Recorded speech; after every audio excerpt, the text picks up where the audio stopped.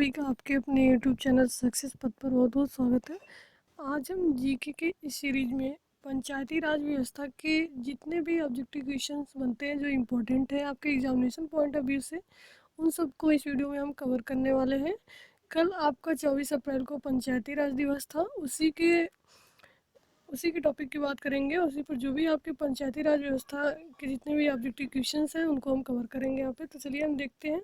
हर साल 24 अप्रैल को आपका पंचायती राज दिवस मनाया जाता है, तो इसके बारे में हम पूरा डिटेल देख लेते हैं कि पंचायती राज व्यवस्था पे कितने आपके क्वेश्चंस बनते हैं ऑब्जेक्टिव, जो किसी भी आपके एग्जाम में जीके में पूछे जाते हैं। देखिए पहला क्वेश्चन हमारा है, भारतीय संविधान के किस भाग में पंचायती राज से संबंधित प्रावधान है? भारतीय संविधान के किस भाग में पंचायती राज से संबंधित प्रावधान है? तो ऑप्शन नंबर डी आपका सही आंसर है यहाँ पर, भाग 9। भारतीय संविधान के भाग 9 में पंचायती राज से संबंधित प्रावधान दिए गए हैं। सेकेंड हम देखते हैं, भारतीय संविधान के किस भाग में नगर पालिकाओं से संबंधित प्रावधान है? तो आपका ऑप्शन नंबर 20 सही आंसर है, भाग 9 के क में, यानी कि भाग 9 के क में भारतीय संविधान के भाग 9 के क में नगर पालिकाओं से संबंधित प्रावधान है 9 क में। थर्ड हम देखते हैं, संविधान के किस भाग में ग्राम पंचायतों की स्थापना की बात कही गई है? यानी कि कौन से भाग में ग्राम पंचायतों की स्थापना के बारे में बात कही गई है? तो ऑप्शन नंबर बी आपका सही आंसर है, भाग 4 में। संविधान के भाग 4 में ग्राम पंचायतों की स्थापना की बात कही गई है। नेक्स्ट हम देखते हैं अगला क्वेश्चन, भारतीय संविधान के निम्नलिखित अनुच्छेदों में से कौन सा अनुच्छेद राज्य सरकारों को ग्राम पंचायतों को संगठित करने का निर्देश देता है? तो ए ऑप्शन आपका सही है, अनुच्छेद 40।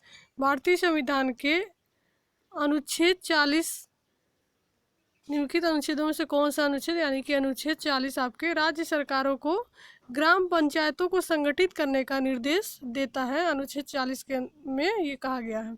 नेक्स्ट हम देखते हैं पांचवा, संविधान की 11वीं अनुसूची में निम्नलिखित में से क्या सम्मिलित है? संविधान की 11वीं अनुसूची में क्या सम्मिलित है? आपका पंचायतों का कार्यक्रम। ऑप्शन नंबर बी आपका सही आंसर है, पंचायतों के कार्यक्रम के बारे में बात कही गई है संविधान की 11वीं अनुसूची में। नेक्स्ट हम देखते हैं, पंचायती राज प्रणाली किस पर आधारित है? तो बी ऑप्शन से आपका सही आंसर है, सत्ता के विकेंद्रीयकरण पर। पंचायती राज प्रणाली जो आपकी है सत्ता के विकेंद्रीयकरण पर आधारित है। नेक्स्ट हम देखते हैं, पंचायती राज प्रदान करता है, क्या प्रदान करता है? तो बी ऑप्शन से आपका बिल्कुल सही आंसर है, स्थानीय स्तर पर लोकतांत्रिक प्रशासन। पंचायती राज आपका स्थानीय स्तर पर लोकतांत्रिक प्रशासन प्रदान करता है। ये सारे क्वेश्चन आपके इम्पोर्टेंट है, पूछे जाते हैं एग्जाम में। नेक्स्ट हम देखते हैं, पंचायती राज का प्रधान लक्ष्य क्या है?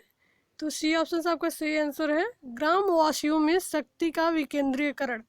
पंचायती राज का प्रावधान का लक्ष्य आपका क्या है? ग्रामवासियों में शक्ति का विकेंद्रीकरण। नेक्स्ट क्वेश्चन हम देखते हैं, पंचायती राज का मुख्य उद्देश्य है।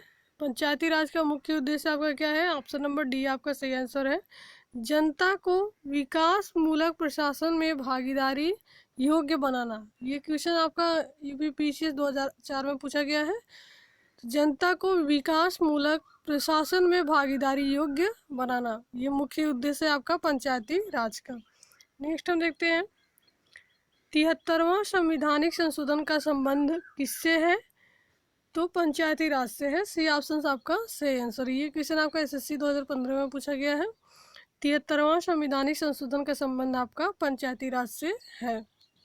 नेक्स्ट हम देखते हैं, 73वां संविधान संशोधन संबंधित है पंचायती राज प्रणाली से। सी ऑप्शन आपका सही आंसर है। ये क्वेश्चन आपका देखिए बीपीएससी 2002 में पूछा गया है। नेक्स्ट हम देखते हैं, भारत में निम्नलिखित में से किसके अंतर्गत पंचायती राज प्रणाली की व्यवस्था की गई है?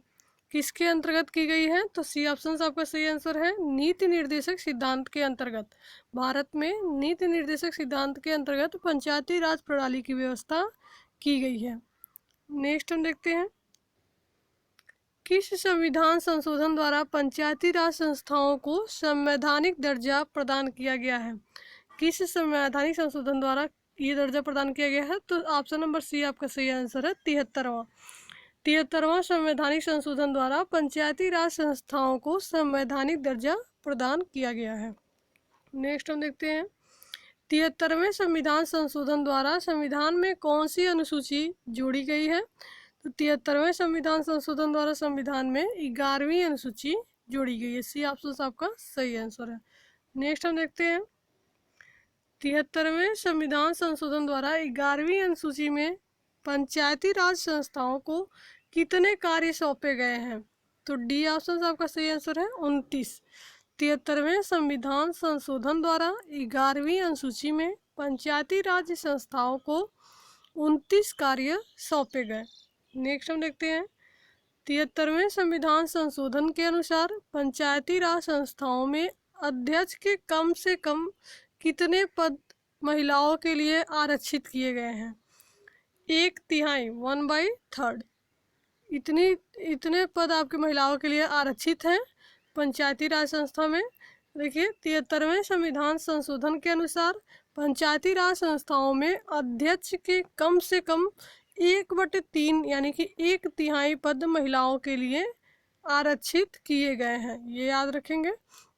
नेक्स्ट हम देखते हैं 73वें संविधान संशोधन के प्रावधानों को समाज के किस वर्ग को सत्ता हस्तांतरण की दृष्टि से ऐतिहासिक कदम माना जाता है? तो डी ऑप्शन आपका सही आंसर है, महिला वर्ग। 73वें संविधान संशोधन के प्रावधानों को समाज के महिला वर्ग को सत्ता हस्तांतरण की दृष्टि से ऐतिहासिक कदम माना जाता है। नेक्स्ट हम देखते हैं 73वें संविधान संशोधन की विशेषता नहीं है, क्या नहीं है इन चारों ऑप्शंस में से? तो पहला आपका दिया गया ग्राम सभा, दूसरा है आपका प्रत्यक्ष निर्वाचन, तीसरा है पंचायती संस्थाओं को संवैधानिक दर्जा, और चौथा है महिलाओं के लिए 2/3 आरक्षण। तो ये ऑप्शन आपका बिल्कुल गलत है, यानी कि डी ऑप्शन आपका इस क्वेश्चन के लिए सही आंसर होगा कि 73वें संविधान संशोधन की विशेषता महिलाओं के लिए 2/3 आरक्षण देना नहीं है। डी ऑप्शन सही आंसर है। नेक्स्ट हम देखते हैं 73वें संविधान संशोधन द्वारा पंचायती राज संस्थाओं के लिए किस तरह के चुनाव का प्रावधान किया गया है? तो ए ऑप्शन आपका सही आंसर है, प्रत्यक्ष एवं गुप्त मतदान। 73वें संविधान संशोधन द्वारा पंचायती राज संस्थाओं के लिए प्रत्यक्ष एवं गुप्त मतदान चुनाव का प्रावधान किया गया है। नेक्स्ट हम देखते हैं भारत के किसके चुनाव में आरक्षित स्थानों की चक्रानुक्रम से भरे जाने का प्रावधान किया गया है? तो पंचायती राज संस्थाओं के चुनाव में। देखिए यहाँ पर डी ऑप्शन आपका सही आंसर है, पंचायती राज संस्थाओं के चुनाव में आरक्षित स्थानों की चक्रानुक्रम से भरे जाने का प्रावधान किया गया है। नेक्स्ट हम देखते हैं पंचायत के विघटन के उपरांत निम्नलिखित में से कौन सी समय अवधि नए चुनाव कराने हेतु सही है? तो जब आपका पंचायत का विघटन हो जाता है तो 6 माह के अंदर, यानी कि सी ऑप्शन आपका सही आंसर है, 6 माह के अंदर आपका नए चुनाव कराने हेतु अवधि दी जाती है 6 माह की। तो पंचायत के विघटन के उपरांत 6 माह के अंदर ही आपकी 6 माह का जो समय होता है उसके अंदर आपको नए चुनाव कराने की अनुमति दी जाती है। तो 6 माह के अंदर ही आपका सी ऑप्शन सही आंसर होगा। ये क्वेश्चन आपका यूपीपीएससी 2015 में पूछा गया है। नेक्स्ट हम देखते हैं पंचायती राज संस्थाओं के निर्वाचन के लिए उत्तरदायी है? तो बी ऑप्शन आपका सही आंसर है, राज्य निर्वाचन आयोग। पंचायती राज संस्थाओं के निर्वाचन के लिए राज्य निर्वाचन आयोग आपका उत्तरदायी है। नेक्स्ट देखते हैं हम 73वें संविधान संशोधन के अनुसार पंचायती राज संस्था का कार्यकाल कितने वर्ष रखा गया है? तो डी ऑप्शन आपका बिल्कुल सही आंसर है, 5 वर्ष। 73वें संविधान संशोधन के अनुसार पंचायती राज संस्था का जो कार्यकाल होता है आपका 5 वर्ष रखा गया है। नेक्स्ट हम देखते हैं भारत के पंचायती राज के प्रबल समर्थक थे। पहला आपका दिया गया महात्मा गांधी, दूसरा है सिद्धराज दंडा, तीसरा आपका है राजीव गांधी, और चौथा आपका है उपयुक्त सभी। तो डी ऑप्शन आपका बिल्कुल सही आंसर होगा, उपयुक्त सभी, भारत के पंचायती राज के प्रबल समर्थक आपके ये सभी लोग थे। नेक्स्ट हम देखते हैं, पंचायती राज संस्थाओं में महिलाओं तथा दुर्बल वर्गों के अधिक प्रतिनिधित्व के समर्थक थे। कौन थे? पहला आपका दिया ऑप्शन, लाल बहादुर शास्त्री, जवाहरलाल नेहरू, मोरारजी देसाई या फिर राजीव गांधी। तो डी ऑप्शन आपका बिल्कुल सही आंसर है, राजीव गांधी। पंचायती राज संस्थाओं में महिलाओं तथा दुर्बल वर्गों के अधिक प्रतिनिधित्व के समर्थक आपके राजीव गांधी थे। नेक्स्ट हम देखते हैं, भारत में महिलाओं के लिए स्थान आरक्षित है किसमें? पंचायती राज संस्थाओं में। भारत में महिलाओं के लिए जो स्थान आरक्षित है पंचायती राज संस्थाओं में है। ये क्वेश्चन आपका जेपीएससी 2013 में पूछा गया है। नेक्स्ट हम देखते हैं, 73वें संविधान संशोधन अधिनियम किस तिथि से लागू हुआ? 24 अप्रैल को तो आपका मनाया जाता है पंचायती राज दिवस, जो आपका कल था, लेकिन 73वें संविधान संशोधन के अधिनियम किस तिथि से लागू हुआ, ये लागू कब हुआ था ये आपको बताना है। तो 24 अप्रैल 1993, 73वें संविधान संशोधन अधिनियम 24 अप्रैल 1993 से लागू हुआ। तो ये ऑप्शन आपका सही आंसर है। नेक्स्ट हम देखते हैं, भारत में पंचायती राज अधिनियम कब लागू हुआ? तो ये ऑप्शन आपका सही है, 24 अप्रैल 1993 को ये लागू हुआ था। नेक्स्ट देखते हैं हम, पंचायत के चुनाव कराने हेतु निर्णय किसके द्वारा लिया जाता है? तो बी ऑप्शन आपका सही है, राज्य सरकार के द्वारा। पंचायत का जो चुनाव होता है उसको कराने का निर्णय राज्य सरकार के द्वारा लिया जाता है। देखिए क्वेश्चन आपका बीपीएससी 2005 में पूछा गया है। नेक्स्ट हम देखते हैं, भारत में पंचायती राज का प्रारंभ किया गया, कब किया गया? तो 1959 ईस्वी में। भारत में पंचायती राज का प्रारंभ 1959 ईस्वी में किया गया। नेक्स्ट देखते हैं हम, पंचायती राज प्रथम प्रवर्तित किया गया, पंचायती राज प्रथम प्रवर्तित किया गया, ऑप्शन नंबर डी आपका सही आंसर है, राजस्थान में। देखिए सबसे पहले आपका राजस्थान में किया गया था। ये क्वेश्चन आपका बीपीएससी, एसएससी और यूपी टेट में भी पूछा गया है। नेक्स्ट क्वेश्चन इंपॉर्टेंट क्वेश्चन है आपका है। नेक्स्ट हम देखते हैं, भारत में सबसे पहले राजस्थान में पंचायती राज की स्थापना किस वर्ष हुई? तो सी ऑप्शन आपका सही है, 1959 ईस्वी में। यानी कि भारत में सबसे पहले पंचायती राज की स्थापना आपकी कहाँ हुई थी? राजस्थान में हुई थी। और ये किस वर्ष हुई थी? तो 1959 ईस्वी में। नेक्स्ट हम देखते हैं, स्थानीय ग्रामीण शासन के रूप में पंचायती राज प्रणाली सर्वप्रथम क्रमानुसार अपनाई गई थी। सर्वप्रथम क्रमानुसार कहाँ पर अपनाई गई थी? राजस्थान और आंध्र प्रदेश द्वारा। सर्वप्रथम आपका राजस्थान में, फिर उसके बाद आंध्र प्रदेश में थी। ये क्वेश्चन आपका यूपीपीसीएस 2015 में पूछा गया है। नेक्स्ट हम देखते हैं, भारत में पंचायती राज व्यवस्था सर्वप्रथम राजस्थान और कहाँ, किस जगह आरंभ हुई थी? तो आंध्र प्रदेश में। राजस्थान और आंध्र प्रदेश में आरंभ हुई। ये क्वेश्चन आपका बीपीएससी 2005 में पूछा गया है। नेक्स्ट हम देखते हैं, 2 अक्टूबर 1959 को भारत में पंचायती राज का शुभारंभ निम्नलिखित में से कहाँ पर किया गया था? तो राजस्थान के नागौर में किया गया था। ये ऑप्शन आपका सही आंसर है। 2 अक्टूबर 1959 को भारत में पंचायती राज का शुभारंभ राजस्थान के नागौर में किया गया था। नेक्स्ट हम देखते हैं,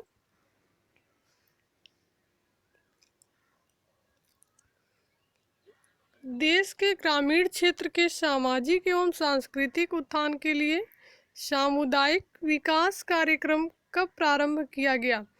तो सी ऑप्शन आपका सही आंसर है, 2 अक्टूबर 1952 को देश के ग्रामीण क्षेत्र के सामाजिक एवं सांस्कृतिक उत्थान के लिए सामुदायिक विकास कार्यक्रम आपका 2 अक्टूबर 1952 को प्रारंभ किया गया। नेक्स्ट हम देखते हैं, सामुदायिक विकास कार्यक्रम का सार क्या था?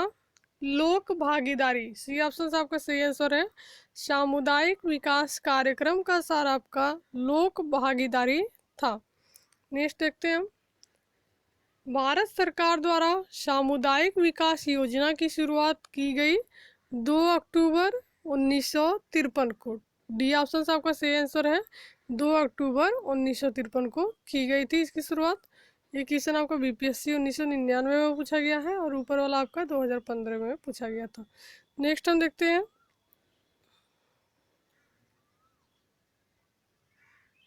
सामुदायिक विकास कार्यक्रम की असफलता का कारण है, डी ऑप्शन सही है आपका, अशिक्षा।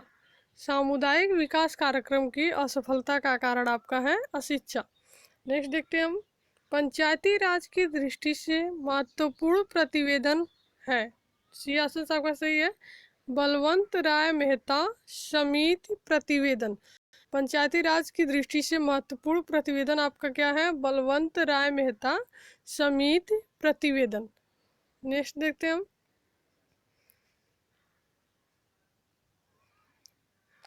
लोकतांत्रिक विकेंद्रीकरण का सुझाव दिया गया, डी ऑप्शन आपका सही है, बलवंत राय मेहता द्वारा। लोकतांत्रिक विकेंद्रीकरण का सुझाव आपका बलवंत राय मेहता द्वारा दिया गया था। नेक्स्ट देखते हैं हम, लोकतांत्रिक विकेंद्रीकरण की योजना प्रस्तुत करने वाली समिति है, तो बलवंत राय मेहता समिति, ये नाम हम याद रखेंगे, इंपॉर्टेंट है ये। लोकतांत्रिक विकेंद्रीकरण की योजना प्रस्तुत करने वाली समिति आपकी कौन सी है, बलवंत राय मेहता समिति। नेक्स्ट देखते हैं हम, भारत में पंचायती राज की त्रिस्तरीय व्यवस्था का अनुमोदन किस समिति के द्वारा किया गया था, तो बलवंत राय मेहता समिति के द्वारा। यही एक समिति आपका, इसको हम याद रखेंगे, पंचायती राज में अगर पूछा जाता है तो यही आपका आंसर होगा। नेक्स्ट हम देखते हैं, जिस समिति में लोकतांत्रिक विकेंद्रीकरण और पंचायती राज की सिफारिश की, उसका सभापति कौन था, बलवंत राय मेहता समिति आपकी, बलवंत राय मेहता समिति, और उसके जो सभापति हैं वो बलवंत राय मेहता है। ये क्वेश्चन आपका यूपीपीएससी 2013 में पूछा गया है, और ये ऊपर वाला आपका एमपीपीएससी 2014 में।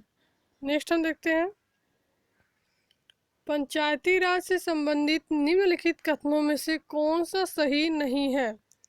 4 कथन आपके दिए गए, इसमें से आपको बताना है कौन सा सही नहीं है। पहला आपका दिया गया है, पंचायत व्यवस्था भारतीय ग्रामीण जीवन युगों से एक अभिन्न अंग है। दूसरा आपका दिया गया है, 73वां संशोधन 15 अगस्त 1993 से प्रभावी हुआ। तीसरा है आपका, यह एक त्रिस्तरीय जैविकीय रूप से जुड़ी संरचना है। लास्ट आपका है, भारतीय संविधान का अनुच्छेद 243 जी उसके महत्व को बढ़ाता है। ये क्वेश्चन आपका यूपीपीएससी 2013 में पूछा गया है। इसका सही आंसर आपका होगा ऑप्शन नंबर बी, 73वां संशोधन 15 अगस्त 1993 से प्रभावी हुआ। नेक्स्ट देखते हैं हम, बलवंत राय मेहता समिति प्रतिवेदन में पंचायती राज संस्थाओं को कितने स्तर पर करने का सुझाव दिया गया, तो सी ऑप्शन आपका सही आंसर है 3। बलवंत राय मेहता समिति प्रतिवेदन में पंचायती राज संस्थाओं को 3 स्तर पर करने का सुझाव दिया गया। नेक्स्ट देखते हैं हम, बलवंत राय मेहता समिति ने किसको अधिक शक्तिशाली बनाने का सुझाव दिया, तो सी ऑप्शन सही है आपका, पंचायत समिति को। नेक्स्ट हम देखते हैं, पंचायती राज व्यवस्था में स्थानीय स्वशासन की व्यवस्था कैसी होती है, ये आपका एसएससी 2013 में पूछा गया है। तो बी ऑप्शन आपका सही आंसर है, ग्राम, ब्लॉक और जिला स्तर पर 3 स्तरीय संरचना।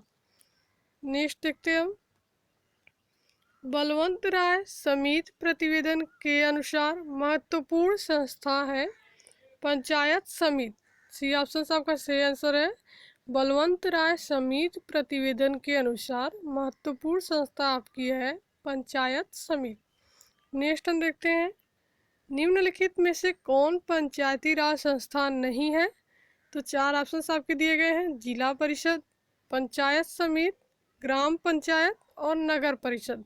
तो डी ऑप्शन आपका सही आंसर है, नगर परिषद। नेक्स्ट हम देखते हैं, पंचायती राज संस्थाओं के संगठन के 2 स्तर होने का सुझाव दिया, अशोक मेहता समिति ने। पंचायती राज संस्थाओं के संगठन के 2 स्तर होने का सुझाव किसने दिया, अशोक मेहता समिति ने। ये ऑप्शन आपका सही आंसर है। नेक्स्ट देखते हैं हम, पंचायती राज के चुनावों में राजनीतिक दलों को खुले तौर से चुनाव चिन्हों के आधार पर भाग लेने का सुझाव किस समिति ने दिया, तो अशोक मेहता समिति ने।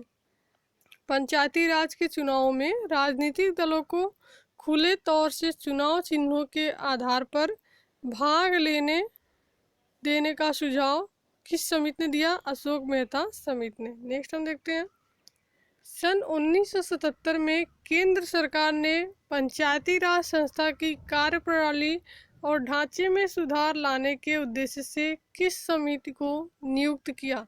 अशोक मेहता समिति। 1977 में केंद्र सरकार ने पंचायती राज संस्था की कार्यप्रणाली और ढांचे में सुधार लाने के उद्देश्य से अशोक मेहता समिति को नियुक्त किया। नेक्स्ट देखते हैं हम, देश में पंचायती राज व्यवस्था का आरंभ किस समिति की रिपोर्ट के आधार पर किया गया? तो बी ऑप्शन आपका सही आंसर है, बलवंत राय मेहता समिति।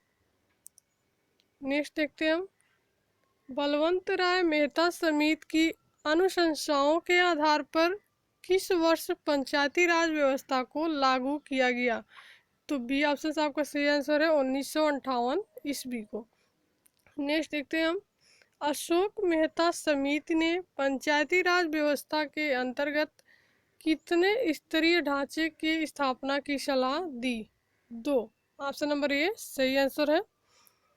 नेक्स्ट देखते हैं हम, अशोक मेहता समिति ने किन 2 स्तरों की बात की? सी ऑप्शन सही है आपका, मंडलीय पंचायत एवं जिला परिषद। नेक्स्ट देखते हैं हम, अशोक मेहता समिति किससे संबंधित थे? पंचायती राज से। सी ऑप्शन आपका सही आंसर है। नेक्स्ट हम देखते हैं, पंचायती राज से संबंधित निम्न समितियों को कालक्रम से व्यवस्थित कीजिए और नीचे दिए गए कूट से सही उत्तर चुनिए। 4 आपके दिए गए यहाँ पर ऑप्शन, जी.वी.के. राव समिति, एल.एम. सिंघवी समिति, बी.आर. मेहता समिति और अशोक मेहता समिति। तो इसमें से ऑप्शन नंबर सी आपका सही आंसर है। सबसे पहले आपका क्या होगा, देखिए सबसे पहले आपका होगा बी.आर. मेहता समिति, फिर आपका होगा अशोक मेहता समिति, फिर आपका होगा जी.वी.के. राव समिति, फिर आपका होगा एल.एम. सिंघवी समिति। तो ये क्रम आपका सही है, 3, 4, 1, 2। सी ऑप्शन आपका सही है। ये क्वेश्चन आपका यूपीपीएससी से 2015 में पूछा गया। नेक्स्ट हम देखते हैं, 1977 में पंचायती राज व्यवस्था की समीक्षा के लिए गठित समिति की अध्यक्षता किसने की थी? अशोक मेहता ने। 1977 में पंचायती राज व्यवस्था की समीक्षा के लिए गठित समिति की अध्यक्षता अशोक मेहता ने की थी। ये क्वेश्चन आपका एसएससी 2000 में पूछा गया है। नेक्स्ट हम देखते हैं, पंचायती राज संस्थाओं के निम्नतर स्तर पर कौन है? तो ग्राम सभा व पंचायत। ये ऑप्शन आपका सही आंसर है, ग्राम सभा व पंचायत। नेक्स्ट हम देखते हैं, पंचायती राज संस्थाओं के उच्चतम स्तर पर कौन है? तो सी ऑप्शन आपका सही है, जिला परिषद। पंचायती राज संस्थाओं के उच्चतम स्तर पर जिला परिषद है। नेक्स्ट देखते हैं हम, पंचायती राज की आधारशिला क्या है? ग्राम सभा। ये ऑप्शन आपका सही आंसर है, पंचायती राज की आधारशिला आपकी ग्राम सभा है। नेक्स्ट देखते हैं हम, पंचायत समिति का मुख्य निष्पादक होता है? तो डी ऑप्शन आपका सही आंसर है, खंड विकास पदाधिकारी। पंचायत समिति का मुख्य निष्पादक जो होता है आपका खंड विकास पदाधिकारी होता है। नेक्स्ट देखते हैं हम, जिला परिषद का मुख्य कार्य क्या है? जिला परिषद का मुख्य कार्य आपका होता है समन्वय एवं पर्यवेक्षण। तो ये ऑप्शन आपका सही आंसर है। नेक्स्ट देखते हैं हम, पंचायती राज की मुख्य उपलब्धि क्या है? तो राजनीतिक चेतना का विकास। ये ऑप्शन आपका सही आंसर है, पंचायती राज की मुख्य जो उपलब्धि होती है राजनीतिक चेतना का विकास। नेक्स्ट देखते हैं हम, पंचायती राज की प्रधान समस्या क्या है? दलगत राजनीति। ये पंचायती राज की प्रधान समस्या है। बी ऑप्शन आपका सही आंसर है। नेक्स्ट हम देखते हैं, स्थानीय सांसद और विधायक किसके पदेन सदस्य होते हैं? तो सी ऑप्शन आपका सही है, जिला परिषद के। स्थानीय सांसद और विधायक जिला परिषद के पदेन सदस्य होते हैं। नेक्स्ट देखते हैं हम, ग्राम पंचायत का निर्वाचन कराना निर्भर करता है राज्य सरकार पर। डी ऑप्शन आपका सही आंसर है। ये क्वेश्चन आपका आरआरबी 2003 में पूछा गया है। ग्राम पंचायत का निर्वाचन कराना राज्य सरकार पर निर्भर करता है। नेक्स्ट देखते हैं हम, खंड स्तर यानी कि ब्लॉक लेवल पर पंचायत समिति एक क्या है, ये आपको बताना है। तो ए ऑप्शन आपका सही आंसर है, प्रशासनिक प्राधिकरण है। नेक्स्ट ये आपका आरआरबी और सीजीपीएससी में, छत्तीसगढ़ पीएससी में आपको पूछा गया है। नेक्स्ट देखते हैं हम, सामान्यतः पंचायत समिति में कितने प्रकार के सदस्य होते हैं। तो पहला आपका दिया है पदेन सदस्य, सहयोगी सदस्य, सहयोजित सदस्य। तो ये तीनों ऑप्शन आपके सही हैं, यानी कि डी ऑप्शन आपका सही आंसर होगा, उपयुक्त सभी। नेक्स्ट देखते हैं हम, निम्नलिखित का सही वरीयता क्रम क्या है। जिस तीन ऑप्शन आपके दिए गए हैं, ग्राम सभा, पंचायत समिति और जिला परिषद। तो सही वरीयता क्रम, इनको एक क्रम में सजाना है। तो डी ऑप्शन आपका सही आंसर है, 1, 2 और 3 जो क्रम दिया गया वही इनका सही क्रम है। पहले नंबर पे आपका ग्राम सभा, फिर पंचायत समिति, फिर जिला परिषद, यानी कि सबसे नीचे आपका ग्राम सभा और सबसे ऊपर आपका जिला परिषद। तो डी ऑप्शन आपका बिल्कुल सही आंसर है। नेक्स्ट हम देखते हैं, पंचायती राज सम्मिलित है। बी ऑप्शन सही है आपका, राज्य सूची में। यूपीपीसी 2015 में ये क्वेश्चन पूछा गया है, पंचायती राज सम्मिलित है राज्य सूची में। नेक्स्ट देखते हैं हम, पंचायतों के द्वारा कौन सा कर वसूला जाता है। तो ये सही है ऑप्शन, स्थानीय मेलों पर कर। पंचायतों के द्वारा स्थानीय मेलों पर कर वसूला जाता है। नेक्स्ट देखते हैं हम, निम्नलिखित में से कौन सा संविधान संशोधन यह कहता है कि ग्राम पंचायत में 1/3 सीटें महिलाओं के लिए आरक्षित होनी चाहिए। तो 73वां संविधान जो संशोधन है यही कहता है। तो डी ऑप्शन आपका सही है, 73वां संविधान संशोधन क्या कहता है आपका, कि ग्राम पंचायत में 1/3 सीटें महिलाओं के लिए आरक्षित होनी चाहिए। ये क्वेश्चन आपका आरआरबी 2001 में पूछा गया है। नेक्स्ट हम देखते हैं, पंचायत स्तर पर राज्य सरकार का प्रतिनिधित्व कौन करता है। तो ए ऑप्शन सही है आपका, पंचायत सेवक। ये क्वेश्चन आपका आरआरबी 2006 में पूछा गया है। पंचायत स्तर पर राज्य सरकार का प्रतिनिधित्व आपका पंचायत सेवक करता है। नेक्स्ट देखते हैं हम, निम्नलिखित में से कौन पंचायती राज की 3 स्तरीय व्यवस्था के अंतर्गत नहीं है। तो देखिए, पहला आपका जिला स्तर, ग्राम स्तर, प्रखंड स्तर, ये तीनों तो हैं। तो डी ऑप्शन आपका सही आंसर है, तहसील स्तर। ये क्वेश्चन आपका यूपीपीसी 2015 में पूछा गया है। नेक्स्ट हम देखते हैं, पंचायती राज व्यवस्था अपनाई गई थी लोकतंत्र की शक्तियों के विकेंद्रीकरण के लिए। बी ऑप्शन आपका सही आंसर है, और ये आपका यूपीपीसी 2016 में पूछा गया है। पंचायती राज व्यवस्था लोकतंत्र की शक्तियों के विकेंद्रीकरण के लिए अपनाई गई थी। नेक्स्ट आपका है, पंचायत चुनाव के लिए उम्मीदवारों की न्यूनतम आयु सीमा कितनी होनी चाहिए, 21 वर्ष। सी ऑप्शन आपका सही है, पंचायत चुनाव के लिए उम्मीदवारों की न्यूनतम जो आयु सीमा है 21 वर्ष है। नेक्स्ट देखते हैं हम, पंचायती राज के कार्य क्षेत्र में नहीं आता है माध्यमिक शिक्षा। डी ऑप्शन आपका सही आंसर है, पंचायती राज के कार्य क्षेत्र में माध्यमिक शिक्षा नहीं आता है। ग्रामीण सड़कें आएंगी, ग्रामोद्योग आएगा और कृषि उत्पादन आएगा। नेक्स्ट हम देखते हैं, पंचायत के अधिकतम आय का स्रोत क्या है। तो सरकारी अनुदान। सी ऑप्शन आपका सही है, पंचायती राज संस्थान के अधिकतम आय का स्रोत आपका सरकारी अनुदान है। नेक्स्ट देखते हैं,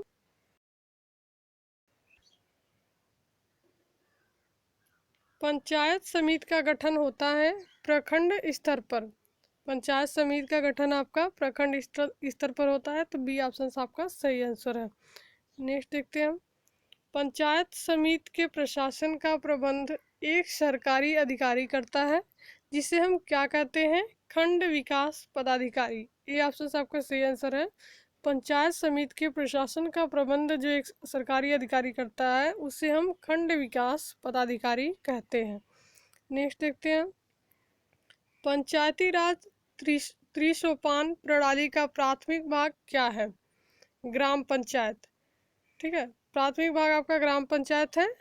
बी ऑप्शन आपका सही आंसर है। नेक्स्ट हम देखते हैं, राजस्थान में पंचायती राज व्यवस्था की शुरुआत किस जिले से हुई। तो नागौर से। सी ऑप्शन आपका सही आंसर है। नेक्स्ट देखते हैं, बलवंत राय मेहता समिति का गठन किस वर्ष किया गया? 1957 में। डी ऑप्शन आपका सही आंसर है। नेक्स्ट देखते हैं, पंचायत समिति के सदस्य प्रत्यक्ष रूप से जनता द्वारा निर्वाचित किए जाते हैं। सी ऑप्शन आपका सही आंसर है। पंचायत समिति के जो सदस्य हैं प्रत्यक्ष रूप से जनता द्वारा निर्वाचित किए जाते हैं। नेक्स्ट हम देखते हैं, ये देखिए क्वेश्चन आपका यूपीपीसीएस 2013 में पूछा गया था। पंचायती राज संस्थाएं अपनी निधि हेतु निर्भर है सरकारी अनुदान पर। IAS 1983 में पूछा गया ये। पंचायती राज संस्थाएं अपनी निधि हेतु सरकारी अनुदान पर निर्भर है। नेक्स्ट हम देखते हैं, ग्राम पंचायतों की आय का स्रोत कौन सा है? मेला एवं बाजार कर। IAS 1991 में पूछा गया ये क्वेश्चन। ग्राम पंचायतों की आय का स्रोत आपका क्या है? मेला एवं बाजार कर। नेक्स्ट देखते हैं हम, एक विकास खंड पर पंचायत समिति होती है, एक प्रशासकीय अधिकरण। एक विकास खंड पर पंचायत समिति आपकी एक प्रशासकीय अधिकरण होती है। ये BPSC 2008 में पूछा गया है। नेक्स्ट हम देखते हैं, यदि पंचायत भंग होती है तो किस अवधि के अंदर निर्वाचन होंगे? 6 माह का भी आपको बताया गया है। तो सी ऑप्शन आपका आपकी भंग हो जाती है किसी कारण से तो 6 माह के अंदर आपको निर्वाचन कराने होते हैं। ये आपका IAS 2009 में पूछा गया क्वेश्चन। नेक्स्ट देखते हैं हम, निम्नलिखित में से भारत में पहला नगर निगम कहाँ स्थापित हुआ था? तो चेन्नई में। बी ऑप्शन आपका सही है और ये क्वेश्चन भी आपका IAS 2009 में पूछा गया है। निम्नलिखित में से भारत में पहला नगर निगम कहाँ स्थापित हुआ? चेन्नई में। नेक्स्ट देखते हैं हम, भारत में पंचायती राज प्रणाली का शुभारंभ कब और कहाँ हुआ? तो ये आपको बताना है। बी ऑप्शन आपका सही है, नागौर यानी कि राजस्थान के नागौर में हुआ था 2 अक्टूबर 1959 को। ये आपका UPPCS 2008 में पूछा गया। नेक्स्ट हम देखते हैं, 1957 में किस समिति ने भारत में त्रिस्तरीय पंचायती राज की सर्वप्रथम सिफारिश की थी? तो बलवंत राय मेहता समिति ने। 2 समिति आपकी हैं यहाँ पर, अशोक मेहता समिति और बलवंत राय मेहता समिति, पंचायत राज से रिलेटेड। तो अशोक मेहता ने 2 स्तरीय समिति के बारे में बात की थी और बलवंत राय मेहता ने त्रिस्तरीय पंचायती राज की सर्वप्रथम सिफारिश की थी। तो यहाँ पर सी ऑप्शन आपका सही आंसर होगा, बलवंत राय मेहता समिति। ये क्वेश्चन आपका छत्तीसगढ़ PCS 2009 में पूछा गया है। नेक्स्ट हम देखते हैं, वर्तमान ग्रामीण स्वशासन की रचनाएं निम्न में से किसकी अनुशंसा पर की गई? ये ऑप्शन आपका सही है, बलवंत राय मेहता समिति के। वर्तमान ग्रामीण स्वशासन की संरचनाएं बलवंत राय मेहता समिति के अनुशंसा पर की गई। ये क्वेश्चन आपका UPPCS 2015 में पूछा गया। नेक्स्ट हम देखते हैं, विकेंद्रीकरण प्रणाली की सिफारिश किसने की थी? तो बलवंत राय मेहता ने। सी ऑप्शन आपका सही होगा और ये आपका BPSC 2015 में पूछा गया है। नेक्स्ट हम देखते हैं, 73वें संविधान संशोधन का अभिपालन करने वाला पहला राज्य है आंध्र प्रदेश। MPPSC 2015 में पूछा गया है। 73वें संविधान संशोधन का अभिपालन करने वाला पहला राज्य आपका आंध्र प्रदेश है। सी ऑप्शन आपका सही आंसर है। नेक्स्ट हम देखते हैं, भारत के पंचायती राज व्यवस्था का वास्तुकार यानी कि शिल्पी किसे कहा जाता है? BR मेहता को। ये आपका UPPCS 2015 में पूछा गया है, बलवंत राय मेहता।